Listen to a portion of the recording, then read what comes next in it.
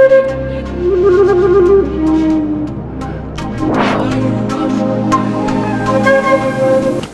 my queens and kings. Welcome to Pharaoh Tarot. I'm Butterfly Williams, and I'll be serving up a moonwave reading for the special edition, King Charles III versus Queen Elizabeth II. Woohoo! Welcome, welcome, welcome. What we do here at Pharaoh Tarot is channel ancestral wisdom for contemporary times through tarot and oracle card readings. If anything I'm about to say resonates with you, please like, share, subscribe, and comment. It really helps out the channel. If you'd like a personal reading, I am indeed available for those, and you can drop me an email in the description box below. I would love to help you out. All right, let's get going. Hello, my queens and kings. Welcome to the moonwave reading for a special edition, King Charles versus Queen Elizabeth II. This is a very special reading. Rather than go into my personal thoughts and feelings on the death of the Queen and her son's assumption of the throne, I think I will let the cards speak for themselves. I've got to say, it kills me every single time how accurate tarot can be. So let's plunge on right ahead here. The overall energy is the devil. I'm not really picking up the negative meanings of this card's, negative thinking, addiction, social betrayal, and all of that. I'm more picking up the Capricorn interpretation of the card. This card represents the man, big social institutions, the government, corporations, religion, worldwide institutions which one must work very hard to get to the top of. Hence the goat-like energy of determination and strategy that one would need in order to get to the top of the social institution mountain, as it were. This is about dealing with the man and being enslaved, to the man. There could be issues, having to do with colonialism and the Commonwealth and all of that this card signifies. So there certainly will be those who believe that various sorts of devils need to be overthrown, whether that's the monarchy, the Commonwealth, or on the other hand, the Republicans and the revolutionaries and all of that. So either way you take it, there are issues of great passion that will have to be dealt with in relationship to social institutions, as we discuss in this reading. The Seven of Cups, choices, choices, choices. Some of them good, some of them bad. Lots of confusion in the air. Won't always be able to tell what's what. Won't always have the information one needs in order to make the right emotional choice about what's good for you and what's bad for you. The Page of Pentacles. Well, Charles has been prepared for a very long time to take this role, and yet now that the big moment has come, there's a huge difference between preparing for something and actually inhabiting it.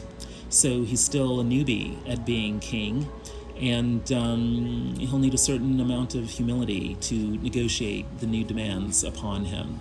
But one thing is for sure, there will be a lot of hard work, a lot of determination, a lot of persistence to get things right. So one emperor died, and another emperor has replaced her. So indeed, Charles is now the man. He's going to have to figure out how to maintain his empire. Even though we all know he's more or less a ceremonial figurehead, he still has a great deal of world influence in terms of soft power. And he'll need to figure out how to deploy that, both within his family and across the world, as he establishes what his kingdom, what his reign means now in contemporary times. What's the advice? The Six of Swords. The king is advised to move away from a mindset of chaos and towards a mindset of calm he should always have his eyes focused on sanctuary and refuge and safety. And in this depiction of the Six of Swords, as is in the traditional depiction, he needs to be mindful of protecting others, his family, those he loves, those who are his supporters. This is an interesting card to get in this context. The Seven of Broom, the Seven of Wands, means standing up on your soapbox, speaking your piece. We know that the King of England was very fond of doing that when he was Prince of Wales, but now that he has assumed the throne, he's under pressure to not speak up as much. Nonetheless, the advice here is to defend his interests against the madding crowd. He needs to remain anchored in his faith. It's very interesting that the High Priestess has a crucifix emblazoned on her chest, in between a black tower and a white tower. There's the advice here to consult with hidden spiritual knowledge, to access that, channel that, download that through the advice of the appropriate spiritual advisors. Alas, being king is very much a 3D proposition.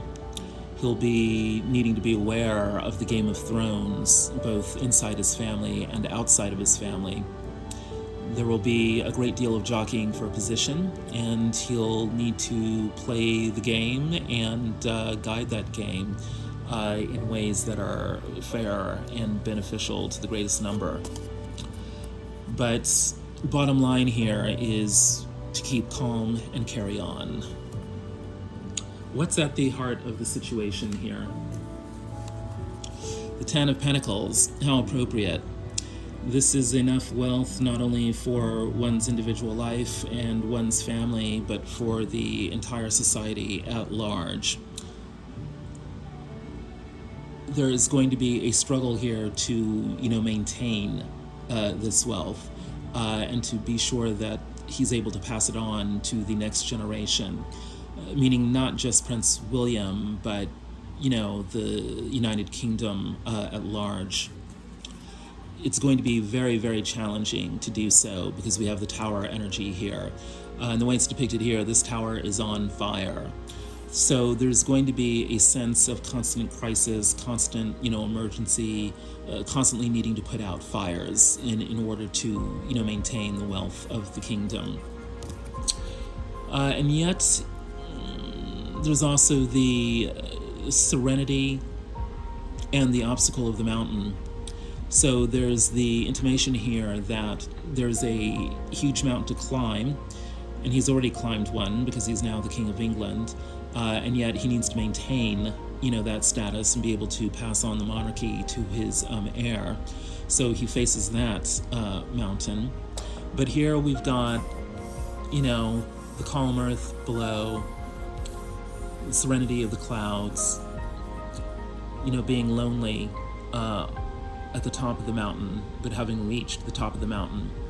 So there's a need here to maintain a big picture perspective, anchored in calm, that somehow still nurtures, the growth and progress of the earth, amidst constantly putting out fires, so that one can maintain the wealth and pass it on to the next generation. That's at the heart of the situation. What's in the upper world of the situation here? Yes, first double card is the Tower here. So there's going to be this constant pressure of constantly, having the rug pulled out, from underneath him. Just as soon as one crisis is dealt with, there will be the next crisis to contend with. The Eight of Swords. Traditionally, this card has to do with self-limitation, self-sabotage. In the Orisha Tarot, it actually has to do with gossip, slander, lies. Here we have the Orisha Shango presenting a tongue to Oludumare, the ultimate god of the universe. Oludumare had come up with a game. He challenged all the Orishas to come up with the most wonderful gift on earth, and Shango decided that was the tongue, because the tongue can be used to speak your love and praise to those you want to support. Oludumare agreed that that was the most wonderful gift, so Shango won the prize. Then Oludumare challenged all the Orishas to come up with the worst possible gift. And Shango again presented a tongue, because the tongue can be used to slander people, to gossip, to make up lies about things. And Oludumare also agreed that this was the worst gift on earth. So Shango again won the prize. Shango is the Orisha of passion, of music, of rhythm. He's also the Shango of the axe, of being able to cut things off. So these tower moments are going to have to do with things that people say. Some of these tower moments could actually be good when the tongue is used to spread love, to speak how one can achieve, happiness. But a lot of these tower moments are going to be bad when people are communicating lies, gossip, and slander. So that's the kind of pressure that the king is going to be underneath.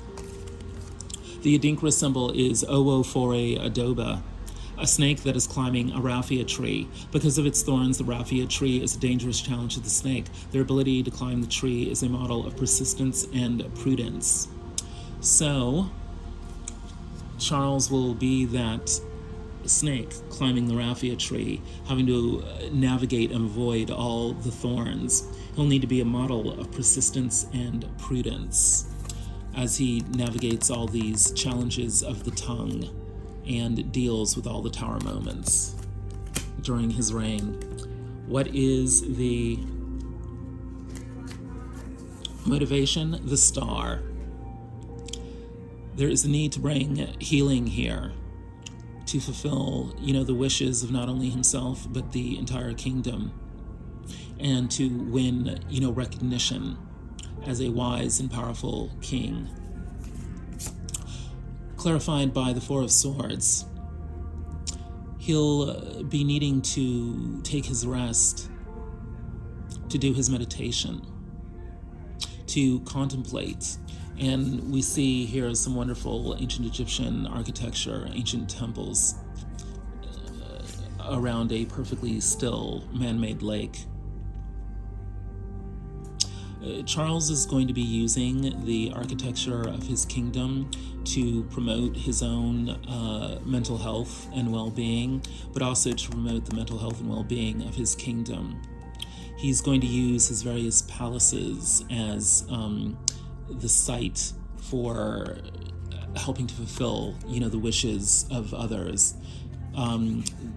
The various palaces and buildings associated with kingdom and with the nation of England and the entire United Kingdom. These will be dramatic backdrops for, ceremonies of recognition. And of course, that's what they've traditionally been used for, but he's going to bring it to a whole other level here. And this is going to bring health and well-being and fulfill the wishes of his subjects.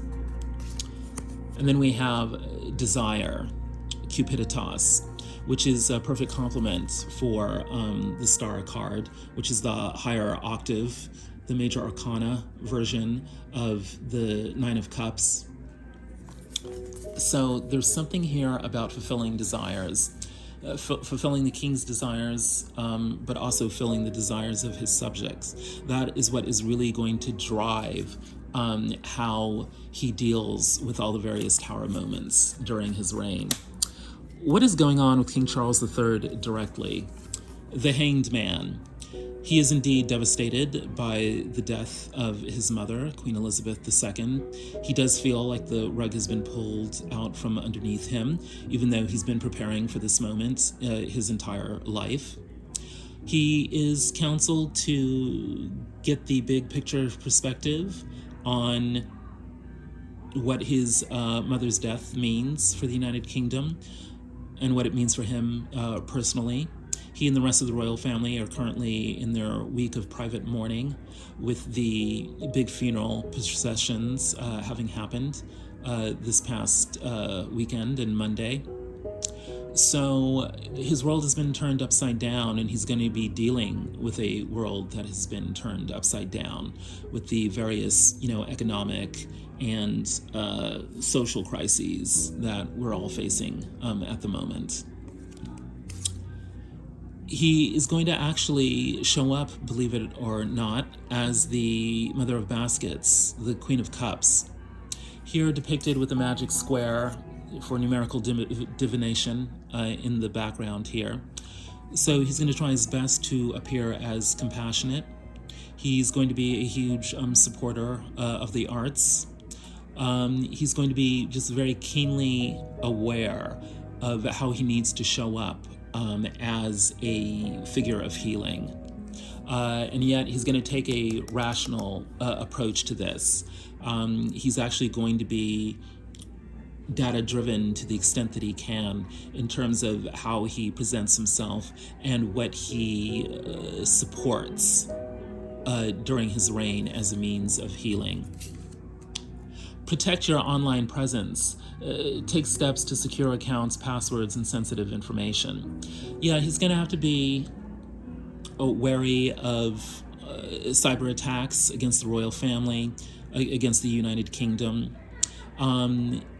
He's going to more generally need to be concerned with how he presents himself online, and he needs to, take all kinds of precautions to ensure that he's presented in the best possible light while online and not subject to attacks because of what he says or, how the royal family is presented online. What's in the upper world? For Charles, it's the Eight of Pentacles, hard work. He is going to be very driven from day one to, do the right thing and to present himself in the most positive light. And it's all about stability. The Four of Cowries, the Four of Pentacles, morning, noon, and night, 365, 24/7. It's all going to be about stability and preserving his stability, the stability of the monarchy, the stability of his family. That will be the only thing that he cares about, and it'll be the only thing that he's working towards. Ra, creative power, the ultimate ancient Egyptian sun god. This is truly the sign of kings. It is sort of a good omen. It suggests that he's going to be a very powerful king to the extent that he has power, given that he's a ceremonial figurehead in most instances. But he's going to be under pressure to actually get really creative with how he uses his soft power, both within his family and across the world. There is a sense of being under pressure to nurture the creativity of others and to enhance the power of others, and to bring as many people as he can into the fold, even though, this Four of Pentacles here suggests that yes, indeed, he will be slimming down the royal family, and it'll basically come down to the Fab Four. It'll be him, Camilla, William, and Kate, and everyone else will be a far distant, second. He probably will consult Princess Anne and Prince Edward, and the rest of them, but the ultimate decisions will always come down to, the Fab Four here, which again are him, his queen consort Camilla, and the Prince and Princess of Wales. There is a concern here with needing to shine, needing to project a certain image of, power and authority, but also creativity. There's definitely the sense here of being the center of the universe and needing to maintain, that centrality. What's motivating him? Well, believe it or not, he's going to be driven largely by his own intuition. We have the Moon card here. He is going to be very private and secretive. This is not always going to be a good thing because he's going to act, rather crab-like, at times. He'll be very moody. He'll also be driven by fears to a large extent. There will times when he will howl at the moon. That will occasionally happen outside of the palace walls, which will lead to certain, controversies, but it'll happen a lot, behind closed doors, which is going to drive, the Prince and Princess of Wales crazy, and all the other members of the royal family crazy. But on balance, though, intuition is going to win out. And his intuition is going to be largely informed by the Earth Angel presence of his mother, Queen Elizabeth II. So on balance, it's probably going to be a good thing. And what is the concern going to be here? Well, we've got the Nine of Pentacles here. So for good or ill, he's going to be concerned about his own image. And projecting an image of success, and making sure that he's making the right decisions to perpetuate, his own success. The octopus is his power animal. Flexibility. Make progress, not announcements. Your next win requires some privacy. You can multitask and be more efficient without the distractions. So yes, he's going to be a very busy bee. Driving everyone crazy with all his orders, and everyone knowing that he's mainly, out for himself. And yet it's so interesting that the octopus card really reiterates the themes of, privacy here. He is definitely going to chafe under the need to be quiet about his own personal opinions, but he probably will do his duty in that regard. What is going on with Queen Elizabeth II? Well, she is joyfully and blissfully, reunited with her loved ones, and especially Prince Philip on the other side. This is the Six of Cups. This is about nostalgia, blissful childhood memories, and it's also the card of soulmates. So she's doing very, very well on the other side. Her life review was, more pleasing than not, as she passed through the tunnel of life on her way to rejoin her loved ones on the other side. Lo and behold, we have the Strength card showing up, which in the Hoodoo Tarot is depicted as the Ancestors. She, of course, is now an ancestor, and she is truly relishing and cherishing that role. She's unlikely, I think, to reincarnate again on planet Earth. I think this lifetime was a victory lap for her many times, upon the planet. But she will return as an Earth Angel. Because she does feel very tied to, her kingdom, and wants to be available to continue to help guide her descendants as they face the many trials and tribulations that they will face going forward. And what is she really going to be about? Deeper intimacy. The Strength card is very much about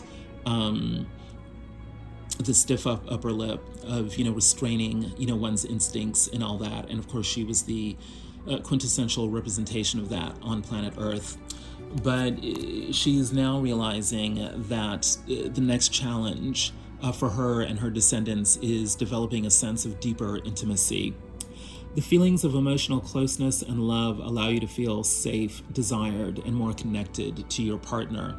She is, of course, able to now enjoy complete, emotional intimacy with all her loved ones because she is now released from, the earthly shackles of the stiff upper lip, and all of that. But she's also fully aware of the emotional dysfunctions, within her family and her descendants, and she will be working, from the spiritual plane to, guide her descendants into, the healing of that. This is why the Star card showed up in the motivation of the situation, along with the Desire card. It's about, how does her family now begin to transcend the stiff upper lip and begin to communicate their true emotional desires. In her upper world is the Fool. She has taken the ultimate, leap of faith, back into the realm of the ancestors. But especially in her case, there is this feeling of utter and complete cleanliness, of, having been cleansed of, the earth realm, but which of course is what everyone experiences on the return to the ancestral realm. But there's a sense, a very, very profound sense of renewal and rejuvenation and freshness and returning, to origins here. This is the new energy that she is radiating, at the moment, and that she will return, to the earth in the form of, being an earth angel. She still has on her mind, the Commonwealth. It's looking like that the Commonwealth is likely to continue to diminish as other nations, break free from the monarchy and become republics. But she's still very much concerned about the kinds of choices that are made by heads of states and other influential people in regards to her subjects in the nations of the Commonwealth.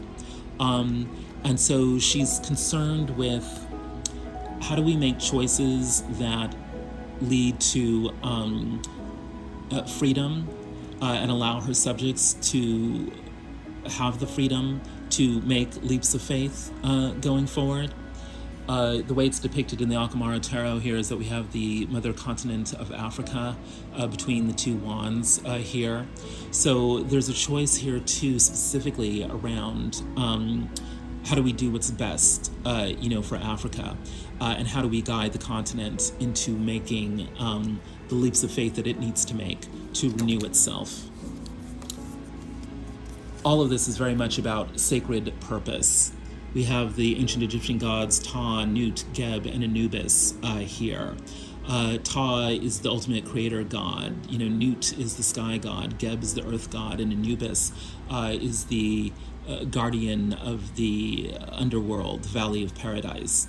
So there's a sense here of using the creativity of the earth plane to, navigate between earth and sky, to live a life worth living, one that's worth earning admission to the Valley of Paradise. All of that is very heady stuff, but it's all about earthly renewal, particularly as it relates to the Commonwealth nations. What's the motivation here? Heartbreak. Yeah, dealing with the emotions, dealing with her own personal heartbreak, not always being able to express her emotions, as queen, dealing with the aftermath of that, dealing with the guilt of knowing that, she caused heartbreak in others. One thinks of, Princess Margaret and the decision to not allow her to marry the love of her life, Captain Townsend, and all that. Realizing that there's a great deal of emotional dysfunction in the royal family, and how do we heal, the heartbreak, both past and present, in the royal family. Of course, Wen is now thinking about the rift between Prince William and Prince Harry. So she's very concerned with and primarily concerned when it comes to her family, of the emotional ramifications of, what her reign, meant for them. Clarified by Mama Blade, the Queen of Swords, she is now very, very, very clear on the nature of the emotional dysfunctions, in her family. And she wishes to make her thoughts known about how to heal that, and how to prevent that. The Queen of Swords is someone who's been through a lot, and now is very clear on how to prevent all that stuff happening to her again, how to prevent it happening, to others. Very crystal clear in her mind. So all of Queen Elizabeth's activities as an Earth Angel, showing up in the form of, synchronicities, signs, and symbols to guide not only the royal family, but many of her subjects toward, the healing of heartbreak. This is very much what she's about now. Confide. All things are good to eat, but not all good things are good to say. Right.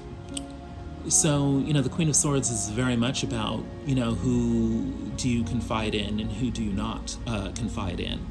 We've also done a lot of talking about how Queen Charles needs to watch what he says, even though he's prone to not watching, what he says.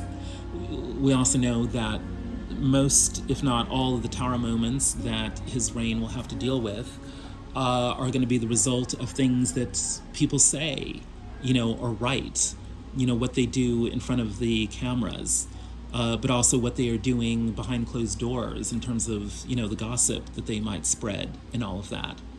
So there's definitely the advice here to King Charles to be wary of who he can confide in.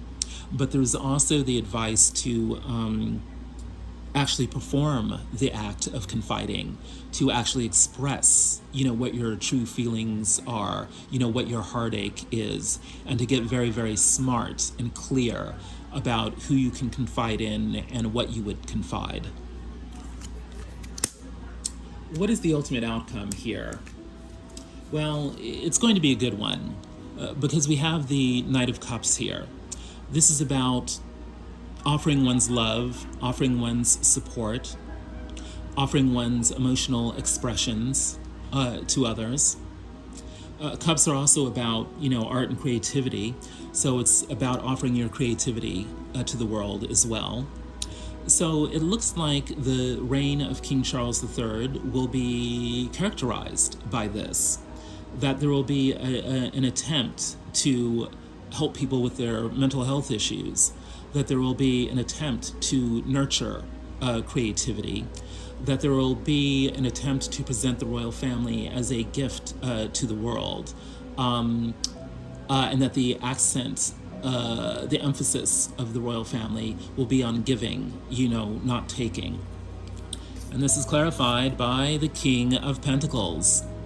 It looks like King Charles III will be successful in his attempts to maintain the family wealth, to maintain the empire, as it were, and he probably will be successful in his ability to pass this on to his heir, the Prince of Wales. There will be a great deal of wisdom around how to maintain, the wealth and the kingdom. And to top it off, we have Happy Birthday. So there will be an air of celebration around not only the life of the king, but the life of his family and the life of the kingdom.